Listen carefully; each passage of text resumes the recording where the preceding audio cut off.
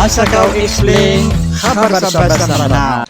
Nada pa na imapasad. Ngayon to, nakagiyang nga iya, Amerika na declare niya na may pasad siya katidawa sa giyang nga iya, Iran. Wait na siya kiniya Netanyahu, na di na ditero na dapat na mapasad siya di katidawa agiyang nga iya, Amerika, Iran, sa nga, Amerika, Israel to Iran. So dapat na tigin mapasad. Wait, naging Amerika na declare niya na may pasad.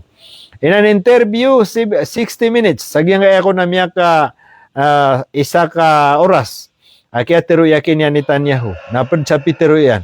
No more work to be done. Dati na kapasadan. Sagyang nga di katidua. Betul na kini mama. Dati na no more work to be done. Dati na ba katapusan nagyang nga kuan. Di ka bitiara. Regarding Iran enrichment uranium stockpile, giyan nga di ka mabal sa nuclear bomb giyan nga Iran at giyan nga tama na giyan nga Netanyahu sa dimada giyan nga diran di mga stockpile ay man na sa mga pangalo ang mga ala nuclear facilities giyan nga na diran di kambal sa mga nuclear bomb, mga ballistic missile program aguyaman na niya naging mga regional allies Iran. Eman na niya na dati ginabasan ka bitiara. No more no more work to be done. Dati ginabapan na kapasadan san. Taman sa di ita pala kaging Iran ang kaya diran. At yung pa ma na di kanu sige Israel tela ka na mama. At yung pa man saka Israel na di imbal sa nuclear weapon. Oh, ano nuclear weapon Iran? Ballistic missile. Giyan nga mga aledin. Apa man na pakita palaga na niya kini Netanyahu. Sa ibu pelambo ni Netanyahu sa Iran na kawan, carbine AK-47. Nas kaniya na di Allahu Akbar. Si Netanyahu na sobra sa diteru atuhon na. Astagfirullahaladzim. As now Iran's enrichment uranium should be removed. Netanyahu reply, you go in and you take it out. Ay man niya na Peter wag yang kaya Iran kuan. Si Netanyahu at tigin sa nga reporter ay man niya na ask how Iran's enrichment uranium should be removed. Ando man na tigin paman na isa ni watigi kuan. Tiga kini Netanyahu ki sa Iran. Sanda kuan. Kuan yan pa natapal kanya nagedi niya di kambal sa kuan. Ay man niyan na mga uranium udi na nuclear bomb. Reply, you go and take it out. Auto. Iti Peter yung kuan. Iran. Trump also suggests that United States could resume attack on Iran if necessary. Katip man si Trump. Peter Trump at tigyan na yamanan yan. Na may kadi mangunot agyang kaya Iran sa kaya kabaya Amerika. Ay problema sina pagkiunutan Iran na so kabaya Iran. I problema sa nga negosasyon. So kabaya Iran na Iran pagkiunutan. Napatagal ni Iran na Iran sa perma ka. Ano man ay kapirma Iran na aya di imbal sa agreement dagi Amerika. Or yan na patagal na ka nga pangangalak ka. Timba ka. Usa kan si tarap na tinimba ka kasi ruman na Iran. Nga di na mo timba ka.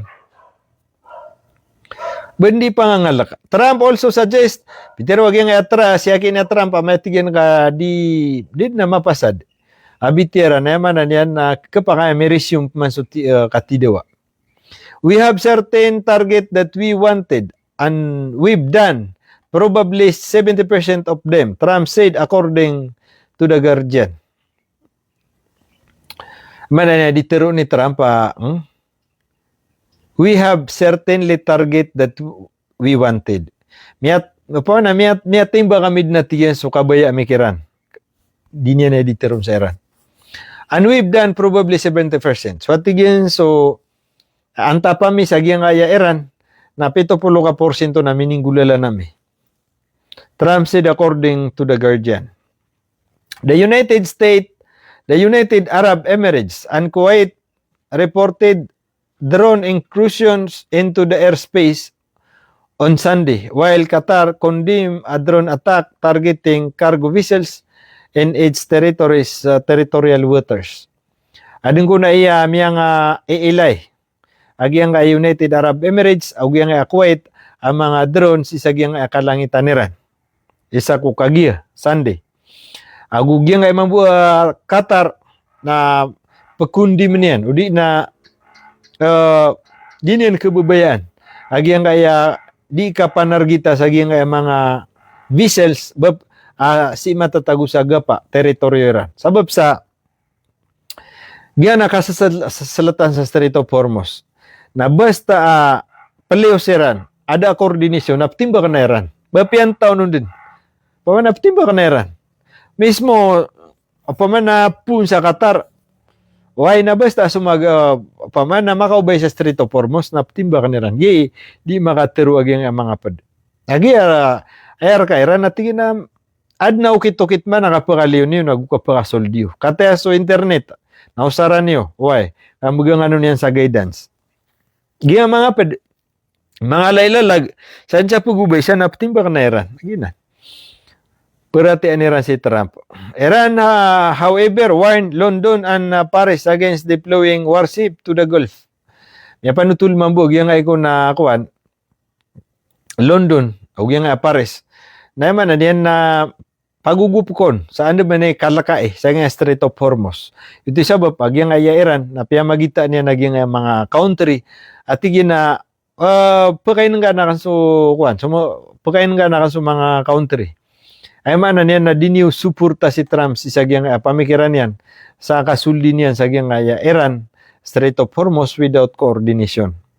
Kabapian taon nun natimba kan Iran. Gina ni Peter o Iran. Bapian taon nun ni Mukitsan.